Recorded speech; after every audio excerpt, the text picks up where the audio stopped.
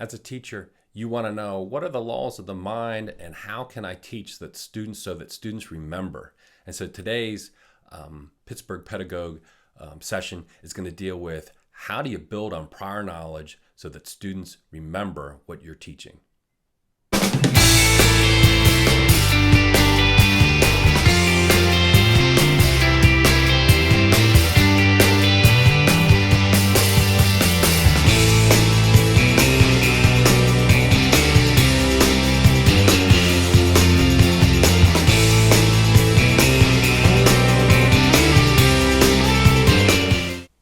Hi, I'm Keith Dills. I'm the Pittsburgh Pedagogue, and today we're going to talk about building on prior knowledge. We've talked before about this idea of a stream of consciousness. It's a concept that William James came up with, and he's the father of psychology. And what he talked about is that the mind works by one thought leading into another, just like a stream flows. And so there is a flow of thought. And so for good teachers to come up with strategies that build off of that law of the mind, it's important to think, how can I tap into what students already know? Because new ideas latch on to old ideas, and building on prior knowledge is what's important.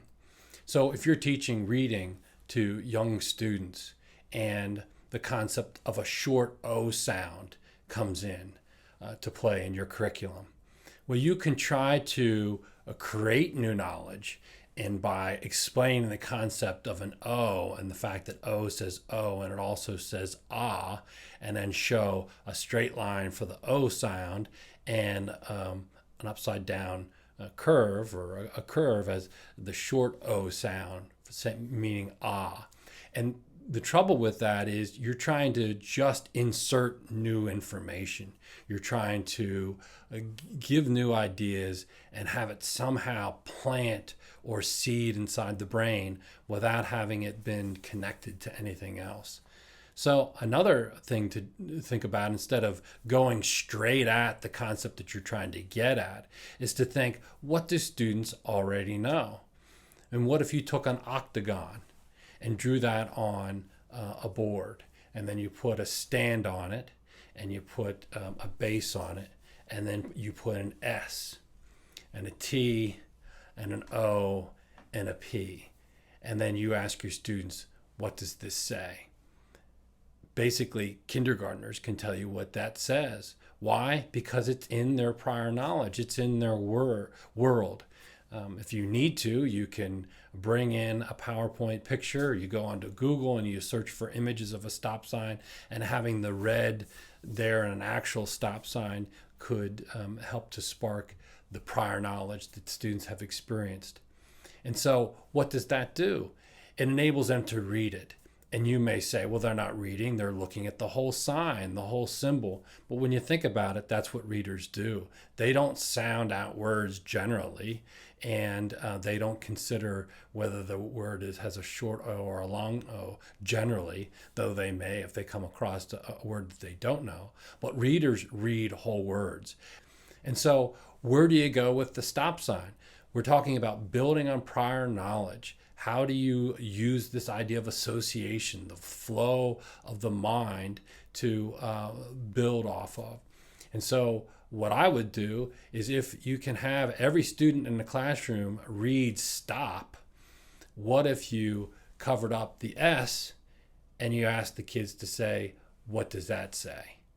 And you might have to provide scaffolding. You might have to provide some hints. You might have to say, if this whole word says stop, and I cover up the S part, what's left over? And so you could do this in a whole class setting. You could do this in a small group reading setting. You could break it up into the idea of having students share what they think it is in small groups or one-on-one. And so you can say, if I cover up this S and all that's left over is TOP, what do you think it says? Whisper that to your partner. And then you as a teacher circulate around the room and listen for answers and give hints and scaffold as you circulate. And then you can bring the class back to report back what they say. And you could have overheard one of the quietest students in your class, and you can invite them to report the right answer and catch them being right and help to build their self-esteem and their ability to participate in the classroom. So where do you go from there? You might want to go from stop to top to shop, flop, crop. And so what you're doing is building off of the short O sound and the P, op. They will start to pick up on this idea of op. So you're teaching one thing, or what you're doing is you're helping to recognize that they know what that says in certain circumstances when they see a stop sign.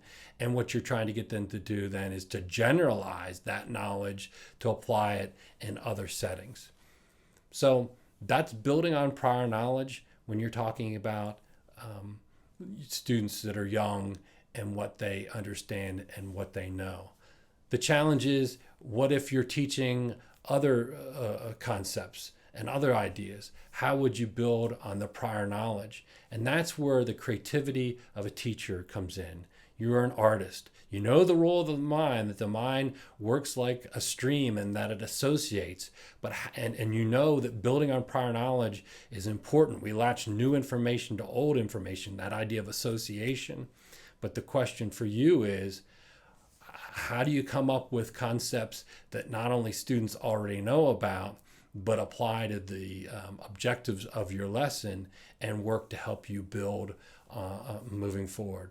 Let's say it's math for young children. What is it that they already know about the concepts of algebra if you're going to introduce that to young students? And so I've seen a teacher put up on the board 2 plus 1 equals 2 plus something, and he puts his hand over that something, and he asks the students to hide their eyes and come up with the answer.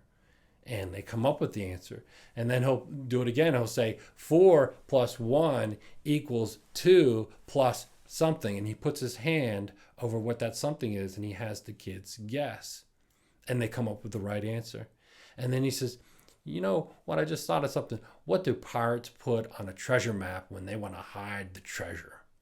And the students say an X. He says, well, that's basically what we've been doing right now. You've been guessing and trying to figure out what the buried treasure is and these mathematical approaches. So I'm going to put an X there instead of putting my hand there to hide the answer from here on out.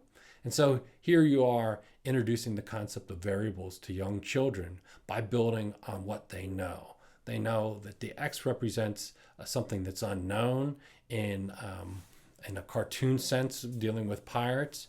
And all of a sudden, you have a fun way of building off of the idea that they know what 4 plus 1 equals, and that they know how you can come up with 5 in other combinations. They know their addition procedures.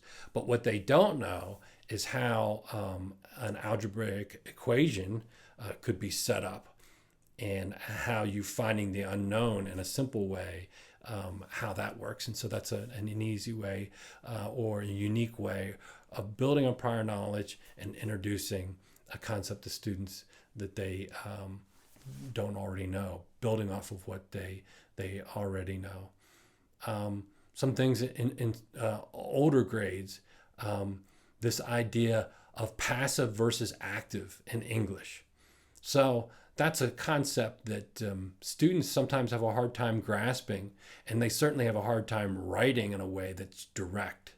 And so you could try to go right at this idea of, all right, students, what's the difference between active and passive voice? It's a question that novice teachers would come up with if that's where their objectives were for the class. And of course, you might get an answer, and that might help you feel like the class is moving forward. A student already knew what passive and active was, and they can tell you the difference and answer your question. But you might have 24 other students that didn't know that answer. Is that keeping them engaged? Is that keeping them chewing on this piece of information enough to really analyze it, be with you as a teacher and be with the class and trying to figure out what is the difference between passive and active and then be able to apply it? So sometimes having a student come up with the right answer, they hear them saying it and it might be retained. But you're also fishing and hoping you get that right answer. So another approach might be to actually start with the end in mind, just like the stop sign started with the end in mind, right? The whole product, how do you say stop? Can we get students to analyze the end and then work backwards to analyze it, pick it apart, and then learn what can be generalized? I think we can do the same thing with this. So you can say Tess threw the ball, write it on the board, and then write the ball was thrown by Tess. So what question do you ask about this? Well, you can say, which one do you like better as a sentence? Which one do you think is more effective? Which one communicates to you clearer, the first or the second? And so this is an opinion question. Which one do you like better? And so you get people analyzing it. Which one is better? And so you give them some time, analyze it, and then invite answers. I like the first one better. And then the follow-up question is why? Why do you like it better? There are less words. Why is less words better? Because if I get too many words, or the more words I have to read, the more likely that my mind will stray. It's just not as clear. Those are the kind of answers you'll get. And you say, that's right. So you as a reader, reading something more clear tells you that that's probably what you should do as a writer. And so you then tell them the one you picked, the one that's more direct, the one that's the clearer, the better approach is active voice. And then you go on to define what active voice is. But now, when they see it, they'll know what it is. The other is passive. Doesn't mean you should never write in a passive voice, but as we get started and as we start to write more directly, we're going to try to avoid the passive voice, and here's the definition, but you can pick it out and then move from there. And then give a couple other examples. So building on prior knowledge. Maybe it's something that's in their life because they've been in cars before and they've seen their parents stop at the stop sign. Maybe it comes from literature and cartoons about pirates, and it's something that can be applied to algebra. Or maybe you have to apply the common experience that the class has, and then ask questions and lead them to discover what the answer is.